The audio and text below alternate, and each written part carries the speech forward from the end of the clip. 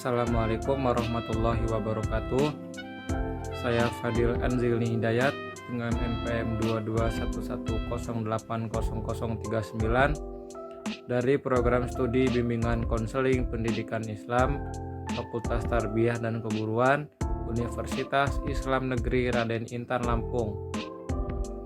Di sini saya akan memaparkan materi saya yang berjudul Hakikat Sarana dan Prasarana dalam Pendidikan Islam guna memenuhi tugas ujian akhir semester mata kuliah Filsafat Pendidikan Islam dengan dosen pengampu Bapak Dr. Ali Murtado MSI.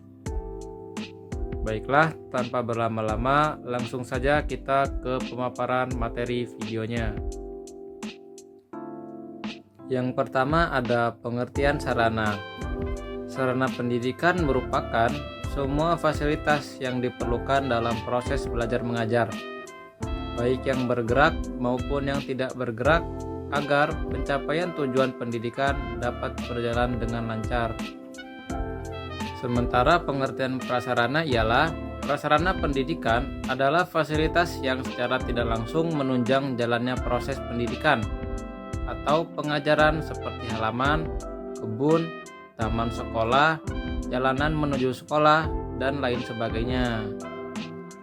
Yang kedua ada prinsip-prinsip sarana prasarana di sekolah. Prinsip ini terbagi atas 4 aspek.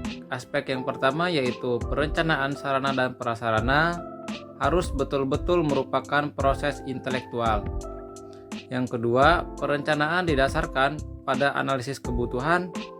Yang ketiga, perencanaan sarana dan prasarana sekolah harus realistis sesuai dengan kenyataan anggarannya. Dan yang terakhir ada visualisasi perencanaan sarana dan prasarana sekolah harus jelas dan rinci, baik jumlah jenis, merek, dan lain sebagainya.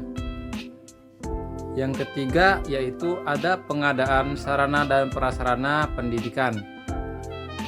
Dalam konteks persekolahan, pengadaan sarana dan prasarana pendidikan merupakan segala kegiatan yang dilakukan dengan cara menyediakan semua keperluan barang dan jasa berdasarkan hasil perencanaan dengan maksud untuk menunjang kegiatan pembelajaran agar kegiatan pembelajaran dapat berjalan secara efektif dan efisien sesuai dengan apa tujuan yang diinginkan. Selanjutnya yang keempat ada penyaluran sarana dan prasarana pendidikan.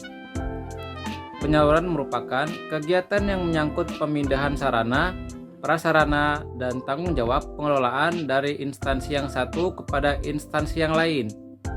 Dalam batasan ini ada 2 pihak yang terlibat, yaitu yang pertama ada pihak sumber. Pihak sumber yaitu dari mana sarana dan prasarana berasal disalurkan.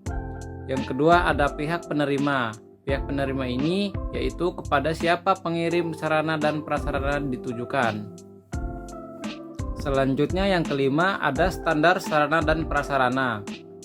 Standar adalah ketentuan minimal yang harus dipenuhi.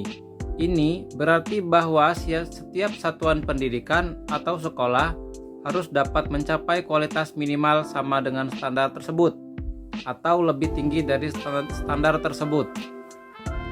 Standar sarana dan prasarana telah diatur melalui Permendiknas nomor 24 tahun 2007. Pada pasal 2 Peraturan Menteri disebutkan bahwa penyelenggaraan pendidikan bagi satu kelompok pemukiman permanen dan terpencil yang penduduknya kurang dari 1.000 jiwa dan tidak bisa digabungkan dengan kelompok lain dalam jarak tempuh 3 km melalui lintasan jalan kaki yang tidak membahayakan dapat menyimpang dari standar sarana dan prasarana ini.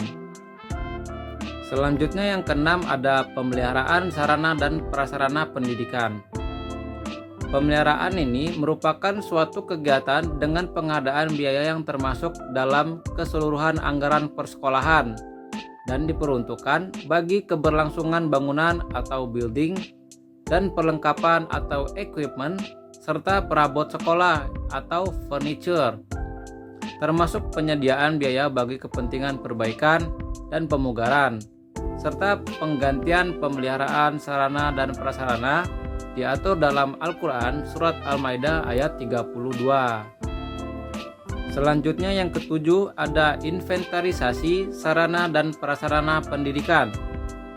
Salah satu aktivitas dalam pengelolaan sarana dan prasarana pendidikan Islam di sekolah adalah mencatat semua sarana dan prasarana yang dimiliki oleh sekolah. Inventarisasi adalah pencatatan dan penyusunan daftar barang milik negara secara sistematis. Adapun kegiatan inventarisasi meliputi 3 hal sebagai berikut. Yang pertama ada pencatatan perlengkapan, yang kedua ada pembuatan kode barang, dan yang terakhir ada pelaporan barang. Dan terakhir yaitu penghapusan sarana dan prasarana pendidikan. Adapun diadakannya tujuan penghapusan ialah untuk mencegah atau membatasi kerugian yang lebih besar sebagai akibat pengeluaran dana untuk pemeliharaan atau perbaikan perlengkapan yang rusak.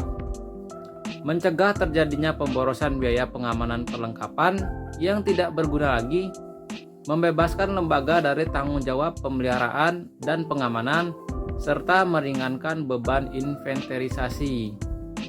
Demikian pemaparan materi saya yang berjudul Hakikat Perlengkapan Sarana dan Prasarana dalam Pendidikan Islam.